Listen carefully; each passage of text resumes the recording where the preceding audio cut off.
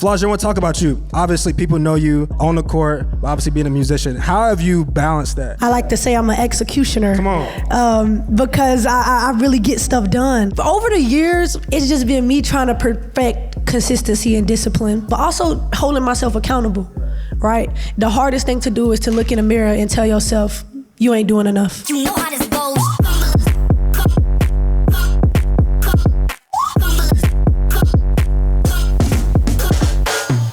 Let's get into it. Like I said, this conversation really is us telling like our experiences. Flau'jae's still in school, me and Midge are out of school, but a lot of the things from NIL, from personal branding, they kind of transcend beyond your collegiate days. So really just, if both of y'all could tell me how, if you could unpack basically what you've done that you're most proud of. You kind of allude to that, being a rapper, starting your TV show, but how have you built your personal brand? I started building my personal brand when I was like 7 years old. For real, y'all gotta go look on YouTube. One of my first performances ever, little kid, squeaky voice, but I knew I wanted to be a rapper. And my mom, you know, she quit her job and put her dreams on hold in order to help me build my brand. And even when I wanted to quit and I was like, I just want to play basketball, my mom was like, no, you're gonna do both, right? And you know, when I was young, I was trying to figure out like, what is my brand? Like everybody always trying to say build your brand, but like, what is that? Like, you know what I mean? And so my brand just kind of evolved on its own as I got older, and now I'm just continue to build and build and build. But my mom always wanted me to be the first hooper, rapper, national champion, right? The first rapper to win a Grammy and to win a national championship. So I'm halfway there. And I think what I try to, you know, push for me is like positivity, right? Like in my music, I don't curse, I don't do none of that, but I just want to, you know, push a different narrative to the young girls that are looking up to us because we have a lot of power with that. And I think my brand kind of just reflects that. Yeah, you're doing a great job. Thank you. Midge? Oh yeah, hey, don't get no golf claps in here. Yeah, we can clap, let's clap. Brand is such like a trigger word, I feel like, in the sports world, because I had the same issue when I started playing soccer. The soccer world in the US isn't as established, I'd say, as any of the other sports. So even when I was in college, I wasn't gonna be a pro soccer player. I was pre-med, I was like trying to be a doctor. And then I called my dad. I was like, I'm gonna try to enter this draft. Like, are you good? He was like, no. But after like becoming a pro and then trying to get deals like in my rookie year and trying to work with different brands and partnerships, I kept hearing this word brand, and I was just like, I don't know what you want from me. Like, you're not asking me about my story. You're not trying to get to know me at all, but you're still wanting me to have this strong brand presence. And I think over the years, what has changed, or at least with the way I present myself, is now I'm like, well, do you align with my story? And I'm gonna tell you my story. You don't have to ask. And we'll see if like that matches my brand. I love that. I think a lot of you guys, if obviously everybody's on social media, I think a lot of what you're saying, I think the times have changed really post-COVID. I feel like with TikTok, Instagram, YouTube, all the things you can do to really tell our stories. And I would say, how has social media for y'all been an outlet for you to express yourself? Yeah, no, it's been an amazing outlet. I think with social media, it kind of just, you know, gives you the power to write your own narratives, which I think is just super important. Like they like to say, everybody got headphones and some podcast mics, right? Facts, everybody does. I think it's important that people write their own story and tell their own story, right? And we just now have a platform where I could press a button and it can reach millions of people. Like, that's powerful. So I think it's just, you know, using it in the right ways. You know what I'm saying? But as pros come, cons come, right? And people, they want to clout chase and they want to do all this and get it the other way. But I think if you use your platform the right way, if you have a good brand, and if you know who you are, social media can help catapult your career to crazy levels that you never thought you could be at. Correct. And I would say, as everybody's thinking about brand, ultimately, like, you look at followers, because social media is a big thing, but everybody has a brand. Like, when people think of your face, your name, there's a thought that comes to their mind. I think both of you guys have done a good job of, when they think of Midge, think about Flau'jae, there's positivity. If you could talk about, maybe you already allude to this, what is an experience from social media that you dislike, or like a negative experience that you'd like to learn from, or just overcome? Reading comments after the games. I ain't gonna lie. That's like one of the things I had to be like, Flaw, stop. Like, you know what I'm saying? Because when you have a good game, everybody hype you up. You reposting highlights and all of this, and then when you go 1 for 10 one game. Yeah, it's tough. If I was telling you get back in the gym, you don't want to see it. So I think for me and for other young athletes, like I would just say stay off of social media and don't look for that validation, because if you look for that validation in wins, you're gonna look for that validation in losses, and it's not gonna be good. So that's probably one of the cons, and something that I would tell young athletes to do. Like I already told myself, I vowed to myself, like this season I won't be on social media. You know what I'm saying? Like you won't be looking, you won't be on it. I won't be on it. Oh, okay. Yeah, I'm trying to discipline myself in that area. Okay, we like that. For me, it was before the games. I used to like post a pregame picture before the games and be like, game day, like LFG, all this stuff. But then if I had a bad game, I was so embarrassed. I was like, I have marketed this game, I've advertised myself and my play, and I was awful. And so then I stopped doing pregame pics. But I like really regretted it because I was just like, this is something that I like to do. Correct. I want to get hyped for the game. And now I'm letting something that hasn't even happened yet affect my preparation for it. So I think in the sense where you're eliminating that completely and you're like, I don't have to worry about whether it's going to affect it in a negative way or a positive way, that's really smart. I think the biggest thing is trying not to let it influence you at all. Right. And I think that's the hardest thing that you spoke about this, that you get such like a dopamine rush. Like you get like the, oh my gosh, like look, everybody's like loving it. I had a great game. Everybody's celebrating me, but it hurts. It hurts when you play badly without other people talking about it. It already is like feels terrible. And then you just like see other people agree and that hurts more. And now you getting all top comments to be, you get 1,000 likes on a bad comment. It's tough. It's at the top of your comment section. I would say this too. I think as we're talking through building your brand, telling your story, and like they're giving real life examples of their experience, even experiences I've had. I think the courage to me that's cool, even with y'all and things I've experienced, is still expressing yourself, even though you see those things, the negative comments people are gonna say, because there's always gonna be somebody who has an opinion, like about what you got going on. But I think the power now that a lot of athletes have is doing it anyway, like sharing fit pics, sharing game pics, and most, like you said, owning your story. And get into this, I want to talk about a couple like personal things I think is really cool. Midge, tell us about, you produce your own show. Can we get a clap for that? Can we clap? Yeah. Tell the people, one, how that became a dream of yours and how you obviously executed it, and now it's a real thing. It's out there in the world. Because that's not easy. A lot of people, as y'all know in the world, everybody has an idea. Not some people can execute it and put it into the real world and actually become a physical thing. So talk about that. Yeah, I actually was telling someone the other day that had I known how hard it was going to be, I don't know. I don't know if I would have done it from the beginning. Everything.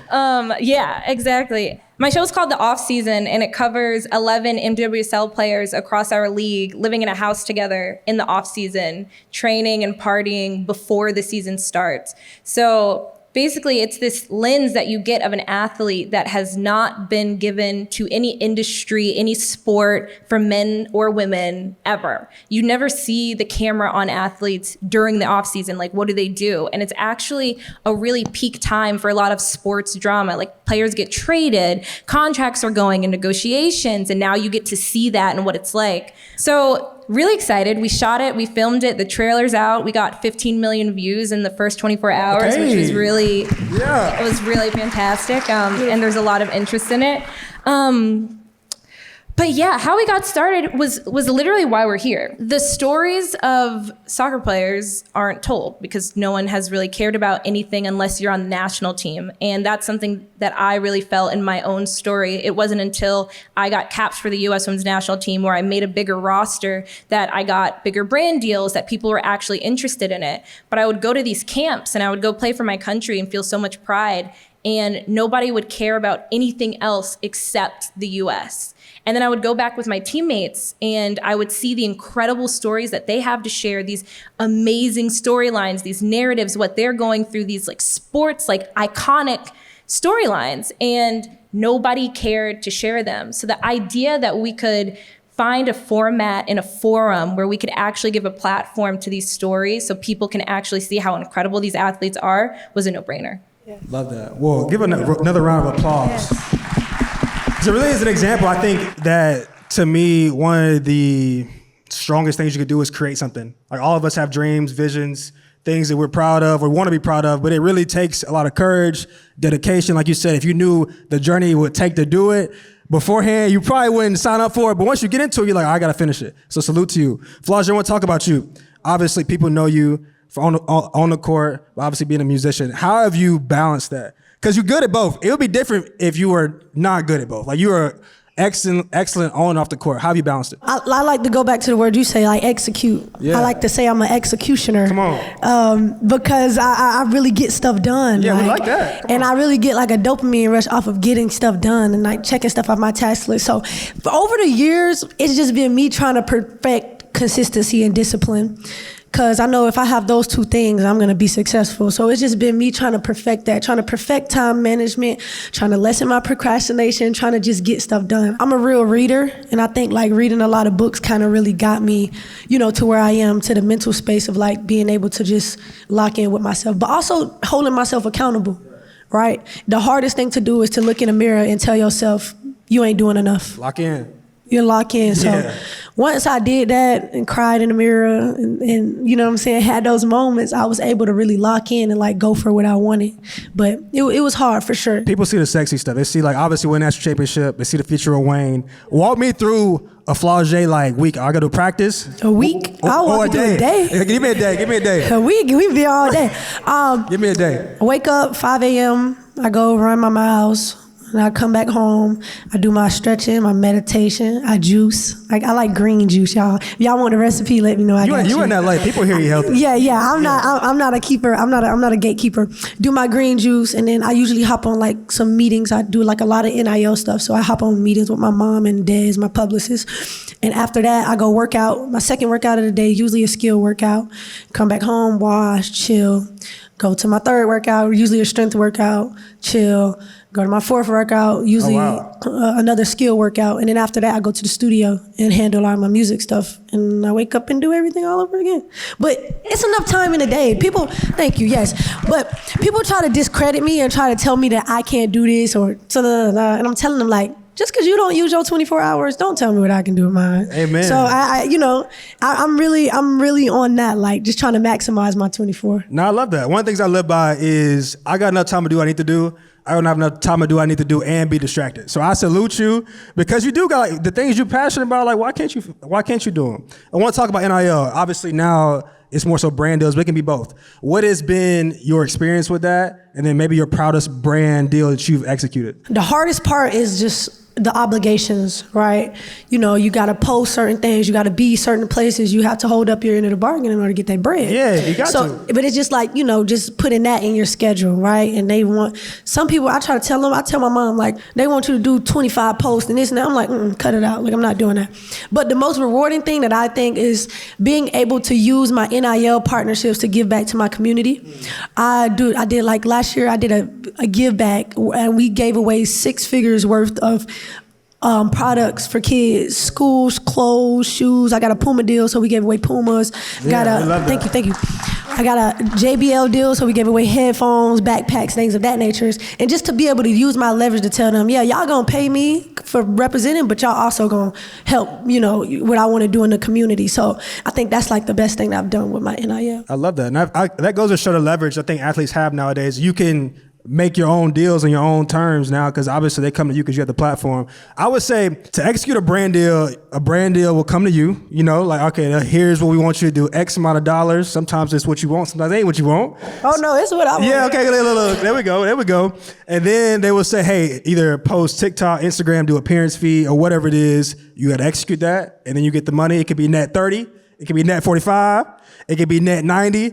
And so that's usually how a deal is executed. So back to Midge, is there a deal that you have executed or just brand deals in general that you've been proud of or most excited about? Yeah, I think oddly enough, the deals that I have that I'm most proud of are the ones that I've had a bigger hand in negotiating. I love that. Because I think in the beginning of my career, I would just hand it to whoever my agent was and I'd be like, yeah, just like get me what you can do. And then they'd come back and they'd give me something good and I'm like, well, could you have asked for something like a little bit more creative or something a bit more specific to like what I want to do, like you giving back to your community, like exactly that. Like agents don't really think like that. Like you have to be able to like speak up and tell them what you want. So I think I have a nonprofit called the Black Women's Player Collective, and it donates and helps a lot of Black women and young girls who are trying to get into the sport. And so a lot of deals that have included them and helped give back to that community are the ones that I'm most proud of for sure. I love that. I think this is, oh yeah, come on, clap, we're gonna clap. I think this conversation is so cool because I think a lot of times, even we're all coming up and getting our first deals, obviously you're just excited about the money. You know, like I'm finally getting a check, and it ain't my stipend check that I get from the university. It's actually some real money that I can do something with. And then you learn, okay, on the other side of a partnership, it's a real person. It's not no AI. It's like a real person who I can talk to, I have leverage, I can negotiate a deal, you can make a deal. There's so much power I think athletes have now. So I want to end with this, speaking to the next generation, tell me what's the best piece of business or brand advice you can think of that you've gotten, and then what would you say to the next generation of people coming behind you? The biggest piece of advice I got was from LaMelo Ball's manager, Jermaine Jackson. He told me, it's not what you're worth, it's what you negotiate, right? And it's about what you go in there and demand. Like, you know what I'm saying? Like, my mom has gotten me some deals, and I'm like, Mama, what? You got what number? Like, you know what I'm saying? Shout out to moms. Yeah, shout out to my mom. My momager, she handles everything. She's right there. But no, it's like, it's not what you're worth, it's what you negotiate. Yeah. And you have to be really firm in that. And what I would tell the next generation would just be like, my favorite quote, it says, she who says she can and she who says she can't are both usually right. So you just have to believe in yourself and be confident. I love that.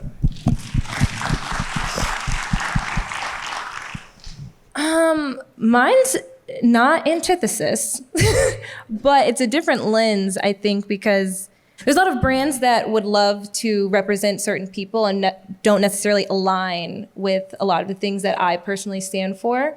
And I think the best business advice in that context was from my dad, and who told me, like, you're gonna be all right. Like, money will come. Like, you don't sacrifice your values for something like that. Because there were a couple times I was like, I don't know, there's a lot of money. Yeah, you don't want to miss out. Yeah. I would say, piggybacking off everything they said, to me, I'm a big quote person as well.